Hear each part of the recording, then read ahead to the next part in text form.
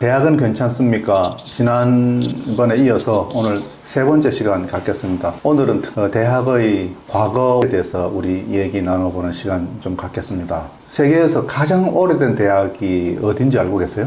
이태리 볼로냐 대학이라고 그럽니다. 대학 이전에도 역사적으로 이집트에도 어떤 대학이 있었고 또 중국에도 그런 대학이 있었다고 말은 하는데 실제로 그런 기록이 정확하게 남아있는 여러 가지 논쟁 끝에 볼로냐 대학을 세계 최초의 대학이라고 이제 합의를 해서 지금까지 오고 있는데, 그래서 그 시기를 1088년이라고 봅니다. 볼로냐 대학의 교훈을 알마 마테르 스튜디오룸, 모든 학문이 퍼져나간 곳, 이런 교훈을 가지고 있다고 합니다. 세계에서 가장 오래된 대학인데 이 대학에 대해서 잠깐 살펴보고 또 이 대학이 어떻게 발전돼 왔고 또 미래에는 어떤 대학의 모습을 볼 수 있을지 예측해보고 이런 시간을 갖겠습니다. 지금 이 사진에 보이는 이 모습이 볼로냐 대학입니다. 이태리 중부에 있는 볼로냐 대학인데, 대학 이전에는 고대 그리스에서는 그 아고라라고 들어봤어요? 아고라. 네, 들어봤습니다. 그러니까 아고라에서 어떤 학문적인 토론이 이루어졌다고 그래요. 그래서 플라톤의 향연, 거기에서 묘사된 아고라에 의하면 이 아고라에 모여서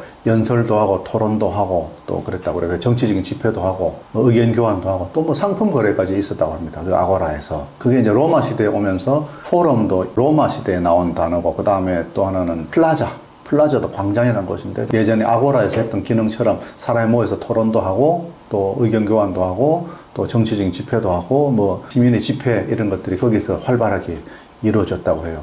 또 그 후에는 상류층들에서는 목욕탕에서 목욕하고 휴게실에서 모여서 토론도 하고, 그 목욕탕이 로마 시대의 그 학문의 장으로 어떤 기능을 했습니다. 또 휴식의 장이기도 하고, 이런 것들이 이제 점차 대학으로 발전했다고 하는 그런 얘기가 있어요. 그래서 지금 이 사진의 모습이 볼로냐 대학의 그 사진 캠퍼스 모습입니다. 아마 사진을 보니까 졸업식 날 같아요. 이 도시가 그 볼로냐라고 하는 도시인데, 이 도시에 이 볼로냐 대학이 있습니다. 그때 이 볼로냐 대학에서는 뭘 가르쳤을 것 같아요? 잘 모르겠습니다. 신학, 당연히. 그 다음에 법학, 의학 이런 걸 가르쳤다고 그래요. 의과대학이 별도로 이 학교에서 1156년에 만들어졌다니까 굉장히 오랜 역사를 가지고 있죠. 그런데 그때 의과대학은 그 전에는 법과대학에 소속되어 있었다고 그래요. 인체를 해부한다.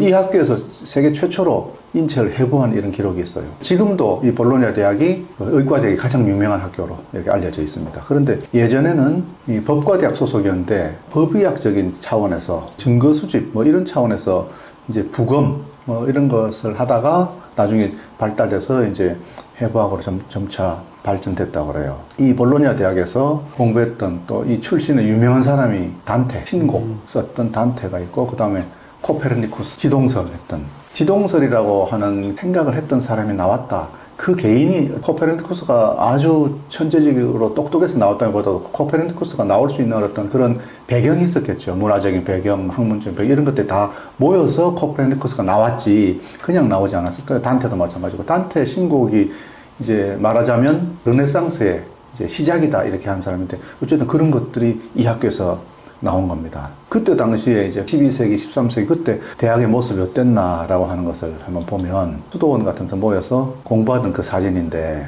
여기 있는 사람들의 이 수도원 같은 데서 빌려서 했어요. 그 수도원이라고 하는 것이 권력과 부가 모여 있는 곳이죠. 지식은 이렇게 권력과 부가 모여 있는 이런 곳으로 모이죠. 그런 지식이라고 하는 것은 활자로, 문자로 기록되고 보존되고 또 전수되고 라고 하니까, 그 책이 어디에 모여 있느냐? 당연히 권력과 부가 집중된 곳에 모여 있는데, 그 권력과 부가 집중된 것이 수도원이죠. 혹은 왕궁인데 왕궁보다 수도원이 더 많았다고 그래요, 책이. 그 대학이라고 하는 것이 이제 수도원의 공간을 빌려서 공부했고, 또 교수나 학생들은 주로 이제 성직자나 혹은 귀족들 자녀들 이런 사람들인데, 그때 당연히 삐가 있다거나 대가를 준다거나 하지 않고, 그러니까 그 사람들은 먹고 사는데 지장이 있었던 사람이 아니죠. 그래서 원래가 공부한 사람들은, 먹고 사는데 지장이 있는 사람들은 공부하지 못해요.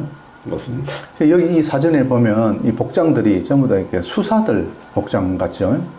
아니 귀족들 복장이거나, 이때 이 사람들이 주로 기독교 교리에 논리적인 체계와 철학적인 근거를 부여하고 합리적으로 증명하려고 하는 사람들, 이런 사람들이었죠. 이 사람들을 스콜라 학파라고 그래요.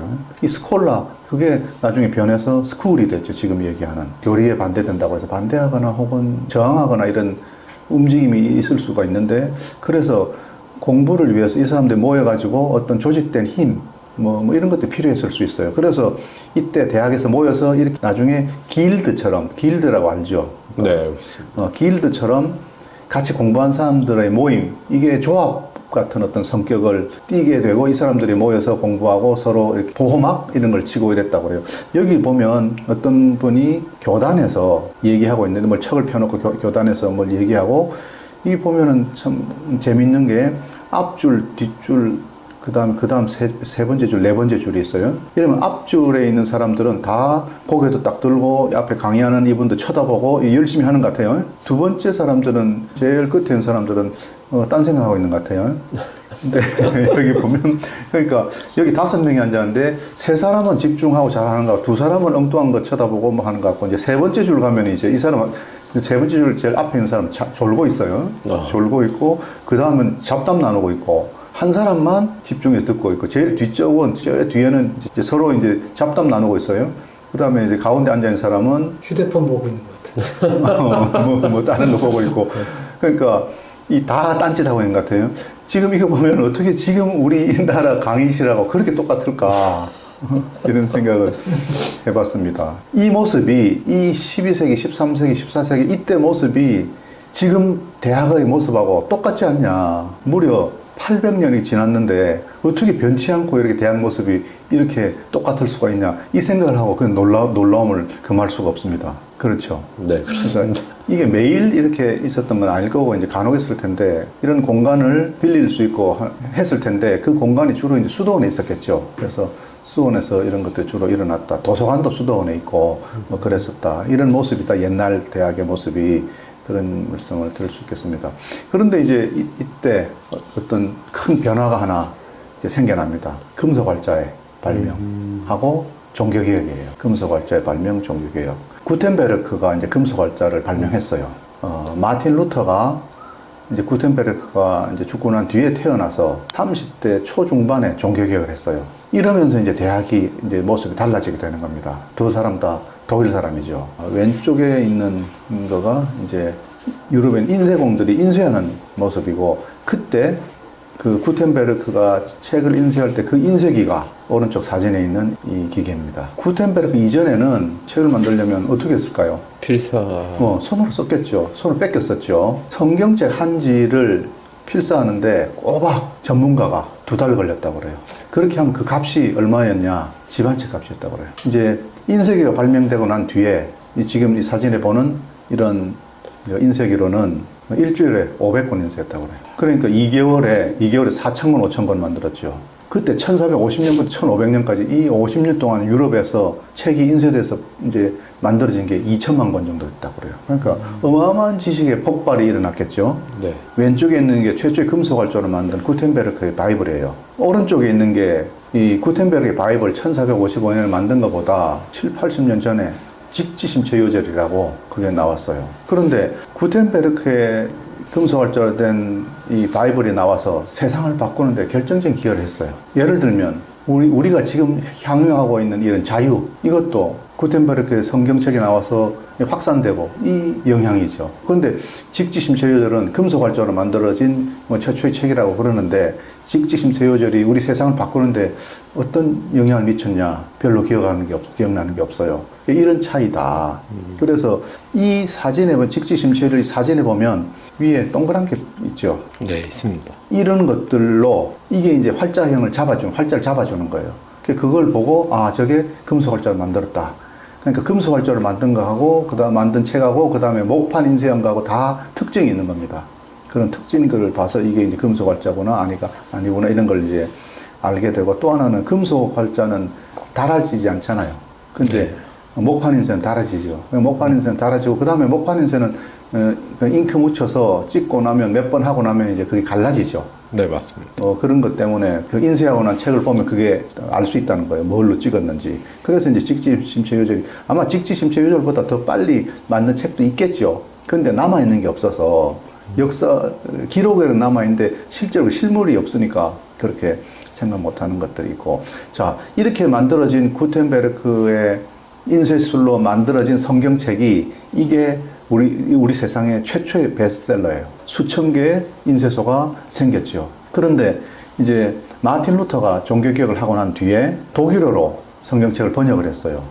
마틴 루터가 비텐베르크라고 하는 그 대학의 교수였거든요. 신학 교수였는데 어쨌든 공부했던 사람이고 라틴어도 뭐 정통했고 그러다 보니까 일관된 어떤 문법 체계를 인지하고 있는 사람이라서 숨어서 도망 다닐 때 라틴어로 된 성경책, 신약 성경책을 번역했어요. 독일어로 번역된 그 성경책이 많이 인쇄돼가지고 퍼져나가니까 그러니까 어떤 영향을 미쳤냐. 그 전에 독일이 교통도 발달하지 않고 그랬으니까 지역마다 서로 다른 방언들, 사투리들, 또 문법상으로 다른 것들, 뭐 이런 것들이 있는데 통일됐어요.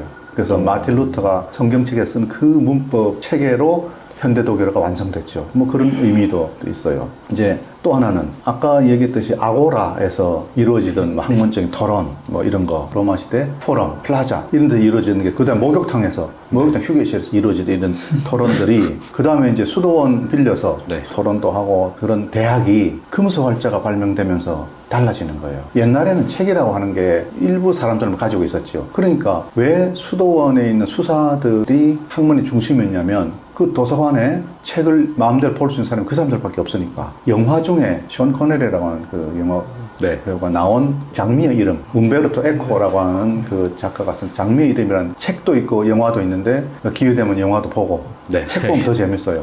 그걸 보면 거기에서 중세 때 수도원에서의 도서관, 그 수도원에서의 도서관 거기에 해부학 책 같은 것도 나오고 그래요. 그런 것들이 알려질까 봐 그 책을 본 사람을 죽이고 나중에 그 도서관을 불지르고 뭐 이런 스토리들이 그 장미의 이름 그 영화에 나오는데 그런 배경들이에요. 그러다가 그때 그 책들은 전부 다 필사한 책들이죠. 그러다가 이제 금속활자가 발명돼서 인쇄기를 통해서 어마어마한 책들이 쏟아져 나오고 근데 어마어마한 책들이 쏟아져 나왔다 그 얘기는 그만큼 책을 사는 사람들이 많았던 거예요.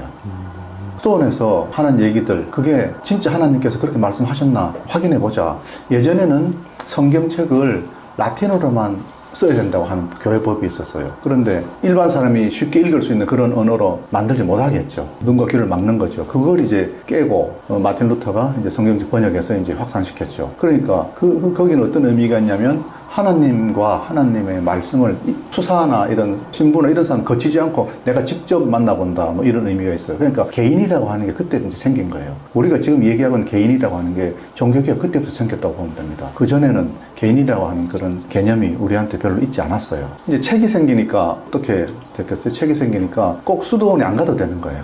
네. 수도원에 안 가도 되니까 이제 뭐 당장 성경도 내가 성경책을 가지고 내가 읽고 어딘가 토론하면 되는 거예요. 예전에는 책을 갖고 있는 사람은 누군가가 그 책을 읽고 강연해 줘야 되는 거예요. 그러니까 대학이라는 데 가서 이 얘기를 듣고 토론도 하고 해야 되는데 이제 내가 이제 책을 갖고 있으니까 그 책 갖고 있는 사람 집에 가도 되는 거예요. 그래서 귀족들은 자기 집으로 초대해 가지고 그런 학문적인 토론을 했죠. 그래서 살롱이라고 하는 문화가 생긴 거예요. 또 대학이 아니고 이제 학회 중심으로 또 사람들의 모임 중심으로 학문적인 토론이 이루어지는 거예요. 집에서 거실 같은 데서 귀족들이 사람 초대해가지고 뭐 차 한잔 하면서 학문적인 얘기도 나오고 네. 뭐 과학 얘기도 하기도 하고 뭐 그러다 보니까 여성 참여도 좀 늘어나게 되고 자연스럽게 학회 중심의 학문적인 토론이 이제 활발해지기 시작했어요. 그럼에도 불구하고 여전히 책 읽는 사람들은 특수한 사람들이죠. 일하지 않는 사람들, 일 안 해도 먹고 사는 사람들. 지금도 마찬가지예요. 아무리 지식 노동자라고 하지만 생활이 어려운 사람들은 저 개인적으로 생각해도 그래요.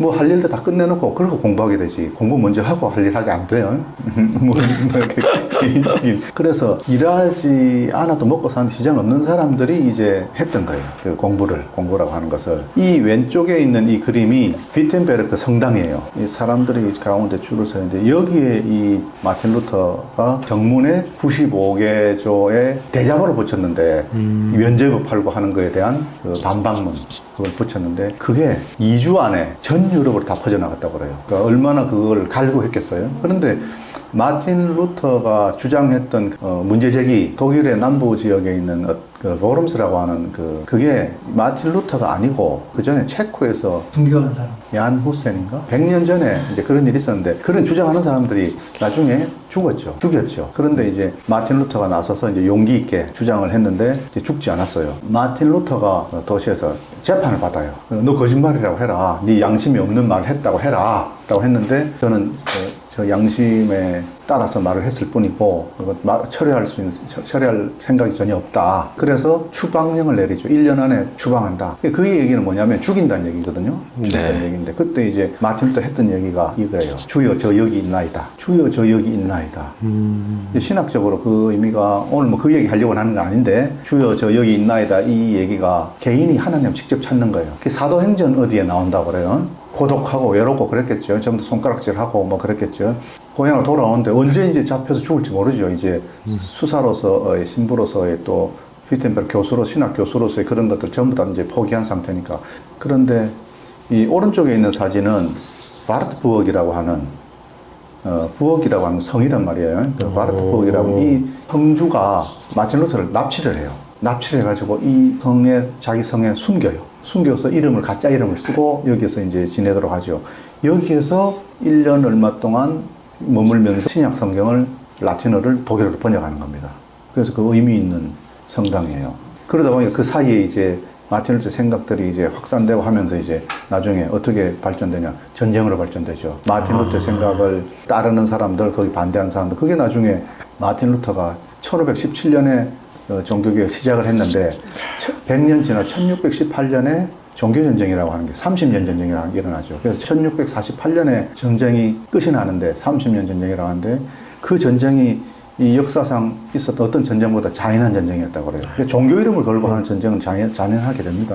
그 전쟁 끝에 독일에 있는 그 뮌스터라고 하는 도시에서 영주들 모여서 이제 국경을 나누게 되는데 그 국경 나눈 게 지금의 유럽의 지도예요. 그래서 이제 남쪽은 주로 이제 캐톨릭, 그러니까 로마하고 가까운 쪽은 캐톨릭 영향권에 있고, 그러니까 독일의 남부 지역을 중심으로 해서 그 북쪽은 개신교 영향력에 들어가고, 이제 그 남쪽은, 독일 남부는 캐톨릭이고, 프랑스도 남부는 캐톨릭이고, 저 북부는 개신교 이렇게 되죠. 예를 들어 스웨덴이나 뭐 핀란드나 노르웨이, 거기는 뭐가 강할까요? 당연히. 왜냐하면 로마 교양청이 영향을 덜 미치니까. 그런 역사적인 이런 것들이 다 대학 연계가 있어요. 이렇게 진행되다가 대학이라고 하는 게 만들어지고 하려면 지식이 기록되고 보존되고 축적되고 문자의 발명이나 이런 것들이 결정적인 역할을 하잖아요. 네, 맞습니다. 그런데 이제 그 문자의 발명이라고 하는 게 기록이 되고 또 필사가 되고 하는데 그거 말고 나중에 이제 그게 인쇄활자가 돼가지고 이제 대량 생산돼서 지식이 대량으로 확산돼 나간다라고 하는 거 때가 되면서 대학의 모습이 급격하게 바뀌는 거죠. 이제 또 한 번의 어떤 큰 변신이 있는 겁니다. 그 변신의 얘기를 내가 하고 있는 겁니다. 어떤 변신이냐? 산업혁명이 나는 거예요. 산업혁명이 나니까 고급 인력들이 많이 필요한 겁니다. 산업혁명 이후에 그 산업화 시대에 필요한 일정 이상의 수준에 도달한 표준화된 대량 생산된 지식인들, 대량 생산된 인재들, 어느 정도 일정 수준의 지식을 가지고 있고 지적으로 훈련된 사람들이 필요한 거예요. 필요성이 생기니까 그 사람들을 키워내기 위해서 대학이 만들어졌어요. 그 대학이 어디서 만들어졌냐?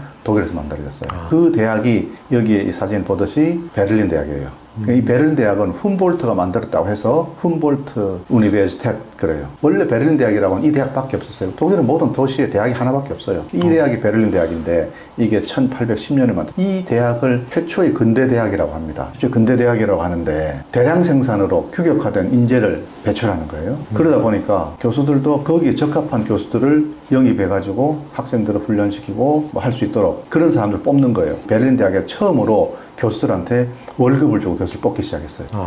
그전에 월급이 없었어요. 그전에는 그냥 귀족들이 이런 사람이 했죠. 그러니까 월급이 없고 월급이 없다 보니까 학생들한테 받았죠. 그전에도 조금 사례로 뭐 하긴 했는데 등록금을 정해놓고 등록금이 얼마야. 그러니까 얼마를 내고 와서 공부를 해. 혹은 교수들을 뽑으면 월급을 얼마씩 준다. 이러니까 당신 밥 먹고 사는데 지장이 없는 사람들이 아니고 학문적으로 뛰어난 사람들을 뽑는다. 이렇게 해가지고 이제 교수가 되고 이제 학생이 되는 거예요. 교수를 뽑을 때 어떤 기준으로 뽑았을까요? SSCI. 네, 맞아. 네, 교수님이 연구업적으로 뽑았어요. 연구업적으로 교수를 뽑는 이 첫 번째 시도를 이 근대 대학의 시작인 이 베를린 대학에서 했어요. 그래서 지금도 교수를 뽑을 때 SCI 이 논문 업적으로 뽑는 겁니다. 논문 쓸 수 있는 능력을 본다라고 하는 건데, 그리고 독일 대학은 그렇게 해서 뽑잖아요. 그렇게 해서 뽑으면 그렇게 한 뒤에 이제 교수를 연구업적 가지고 이제 막 승진을 하고 이런 거 안 봐요. 그러니까 평가가 다 끝난 사람을 뽑는다 그 얘기죠. 그러니까 교수를 일찍 되는 사람이 없죠. 그래서 내가 공부 마치고 그 독일 교수들한테 내가 그 한국의 교수가 돼서 간다 이렇게 했더니 깜짝 놀라는 거예요. 너가 나이가 몇 살인데 지금 벌써 교수가 되냐.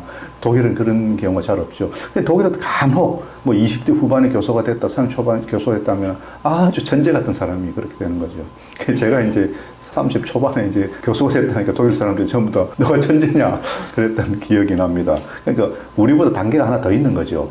교수를 하고 나서, 그러니까 박사학위를 하고 나서 강의도 하고 연구도 하고 이런 프로젝트에 참여해서 오랜 기간 거쳐서 더 이상 이 사람은 학문적인 업적에 대해서 이제 우리 의심 안 해도 돼 하는 그 정도 수준의 논문을 써야 교수가 되는 겁니다. 그게 하빌리타치온이라고 하는데 그러고 나면 이제 교수란 이름을 어디 취직이 안 되더라도 붙여주는 거예요. 우리가 박사학위를 받으면 그 사람이 어디 취직 안 하더라도 뭐 김 박사, 이 박사 이렇게 붙여주는 식으로 독일의 훔볼트 대학이 근대 대학의 효시라고 그랬는데 그 대학의 설립 정신 이게 고독과 자유예요. 진리, 뭐 자유, 뭐 그런 게 아니고 고독과 자유. 특이하네요. 고독이라는 말을 썼다는 게.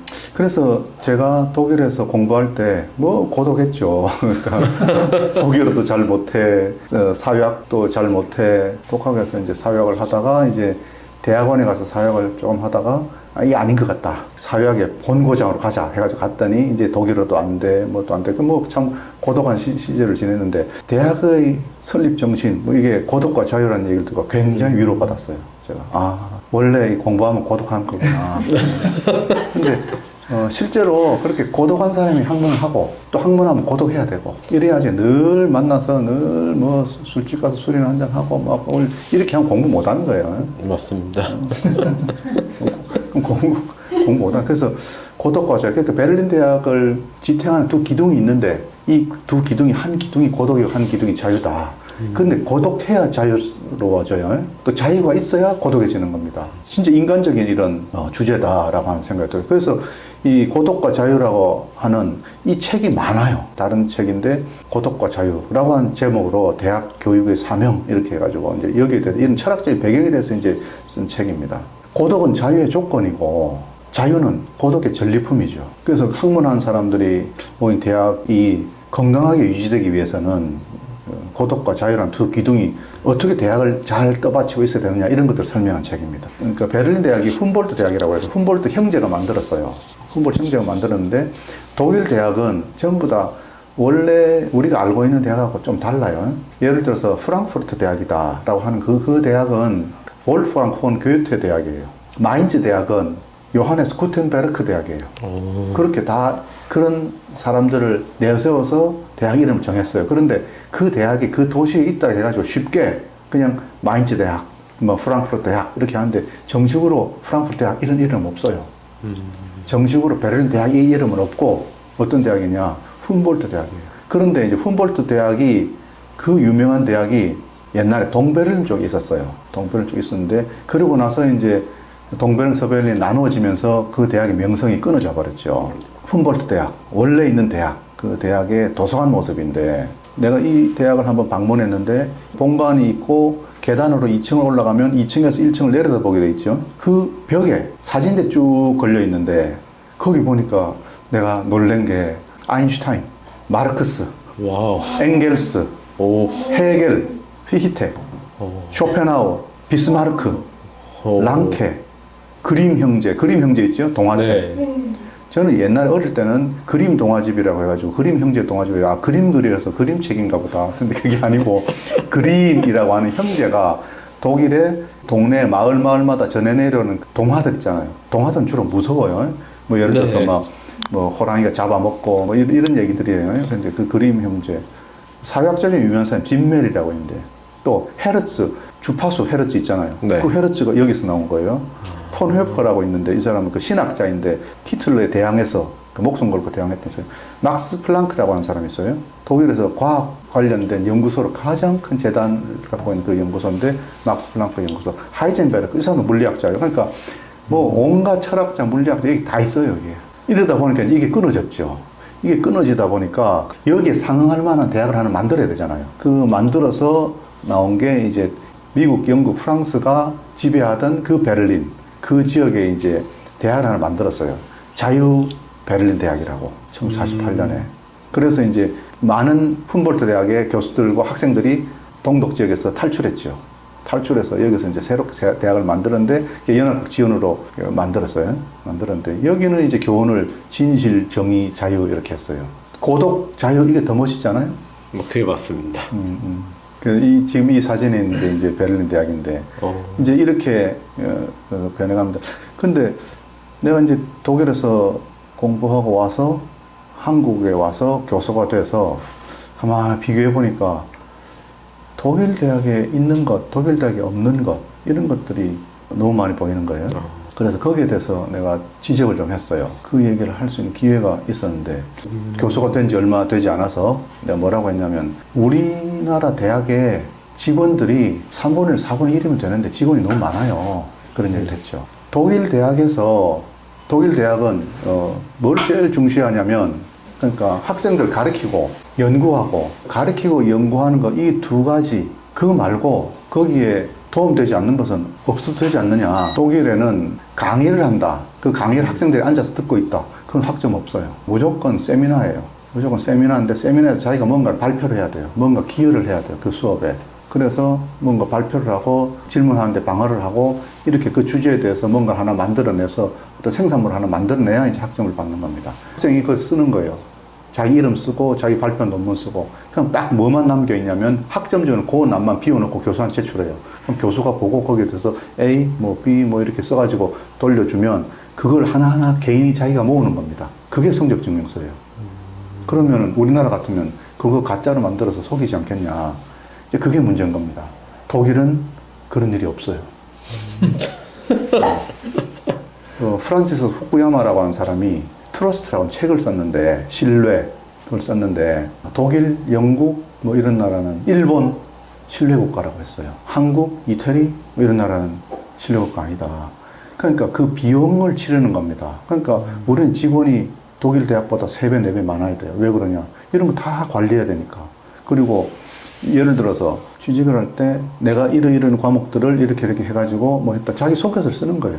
써서 제출하면 그 회사 사장이 보고 그러면 당신이 이런 일을 해주면 좋겠고 이런 일을 할 수 있냐 할 수 있다 어쨌든 이렇게 해가지고 이제 취직을 하는 거죠. 근데 내가 이제 경영학을 할 수 있고 내가 뭐 스페인어를 할 수 있다 그랬는데 그 다음에 취직해 다니는데 누가 스페인에서 누가 왔는데 스페인을 못해요. 그럼 어떻게 되겠어요? 근데 우리는 해고 못 시켜요. 그래도 성적표를 막 내요. 나는 그 스페인어 뭐 A 받았고 뭐 받았고 이렇게 해가지고 뽑아요. 뽑았는데 스페인을 못해. 어떻게 해요? 그게 비용이죠. 그러니까 속이지 않기 위해서 또 속이고 그런 것을 예상해서 속이지 않도록 또 우리 학교를 졸업하면 그 학생들을 이런 식으로 우리가 보증한다 해가지고 이제 학교에서 도장 찍어주는 뭐 스페인어 학점이 몇 점 받았다 뭐 이런 것들을 주는 거죠. 경영학과 교수는 다 자기 회사들이 있어요. 특히 컴퓨터공학과 교수들, 내가 공부하던 대학의 교수들이 경영정보학과 그 교수들이 그런 것들을 연구하고 하면은 실질적으로 써먹을 수 있도록 자기가 회사도 만들고 해봐야 되잖아요. 우리는 못하는 거죠. 우리는 간혹 이제 허용을 할 수도 있어요. 허용하면 학교에서 이런 걸 걸죠. 그런 것들에 대해서 이제 허용해야 된다라고 하니까 이제 그러면 허용해주되 너가 번 돈 반은 학교에 내놔. 우리는 교수들이 겸직하면 발전기금 내라, 뭐를 내라 하고 있죠. 독일 대학에 있는 건 뭐냐? 교수들의 창업의 자유가 있죠. 겸직 자유가 있죠. 교과 과목 개설의 자유가 있죠. 수업 방식을 어떻게 할 건가 자유가 있어요. 성적 부여에 대한 자유가 있어요. 아주 기본적인 자유죠, 이게. 그리고 교수가 어떤 행정행위를 한다, 성적을 부여한다, 뭘 한다, 여기는 사회에 무한 신뢰가 있어요. 어떤 학생이, 한국 학생이 학위가 좀 늦게 끝나서 체류 허가가 안 된 거예요. 그러니까, 그때 비자 내주는 그 기관에 전화를 하는 겁니다. 내가 어느 학교에 누군데, 이런 학생이 있는데 이 학생이 그 공부가 내가 생각할 때 6개월 안에 끝날 것 같은데 체류 허가를 해주라. 라고 하면, 그 공무원이 거기다 쓰고 기록을 하고 해줘요. 그러니까 그걸 그 교수가 돈 받고 했다든지 부정을 했다든지 이런 생각은 그 사회에는 어느 누구도 하지 않는 겁니다. 그 자산, 그 신뢰 자산이 독일을 그 부자로 만드는, 부강하게 만드는 그런 기본적인 독일의 문화가 아닌가 하는 생각을 갖고 있습니다. 지금까지 대학의 기원, 또 중세 때 대학, 그다음에 산업혁명 이후에 근대 대학에 대해서 말씀드렸는데 오늘 여기까지 하고 다음 시간에는 미래의 대학에 대해서 얘기해 보는 시간 갖겠습니다. 감사합니다.